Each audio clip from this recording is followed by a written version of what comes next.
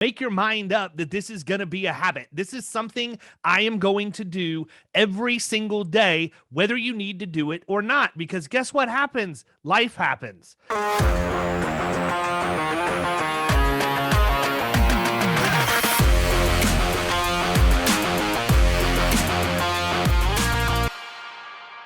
Another thing about content, there's one thing that you have to do before anything else, and that is make your mind up that this is going to be a habit. This is something I am going to do every single day, whether you need to do it or not. Because guess what happens? Life happens.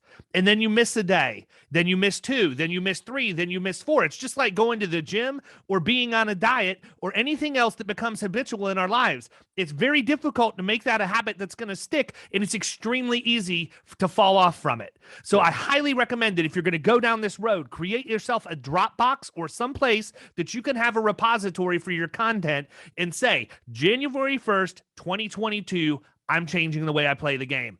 I'm going to create a piece of content every single day based off of whatever your strategy is. I'll let James continue to talk about that. I have my way of doing things, and it'll come out over the course of the day today exactly what I do, but commit to that.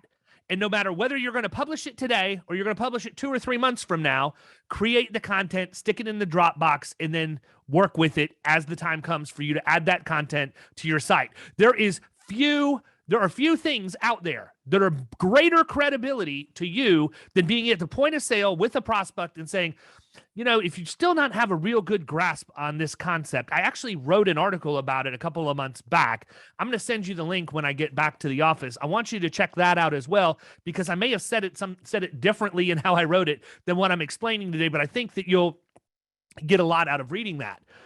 The number one story that I tell every time I do this was I was in a sales meeting one day in Tampa, Florida, and I came out and I had a voicemail from an Atlanta area code, and I didn't know what the deal was. And so I listened to the voicemail, and the voicemail was as follows. David, my name is John. I own a mechanical contracting firm in Atlanta. And I've read your blog post on the workers' compensation experience modifier, and I would like to hire you. I just need to know how much you cost and how quickly you can get here. We have problems with our mod, and I know you can fix it. I've never met this guy, ever. I wrote an article on one of the most boring subjects known to man, and he found it. Why? Because he had a problem, and he went to Google, and he typed that in, and my article showed up. Fast forward. I'm in Atlanta that Friday. I have a 1.5-hour meeting where I take a $500,000 workers' comp policy on agent of record letter on the first meeting because this guy read my blog post. If you don't think there's power in this, don't bother to start. You have to believe, and you have to be consistent and make it a habit.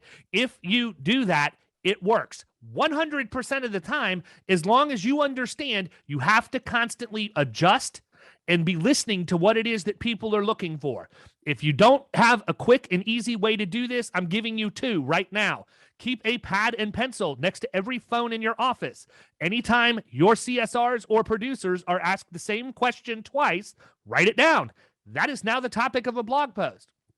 The other one is think about the things that you're good at or what your agency wants to focus on, and then use those as keywords and go to the website answerthepublic.com. It is a reverse Google search. If you go to answerthepublic.com and you type in workers' compensation, it is going to spin around for a while because that's a pretty broad topic. And then it's going to come back and it's going to spit out the several hundred questions people typed into Google so that you have the ability to answer those questions in blog posts.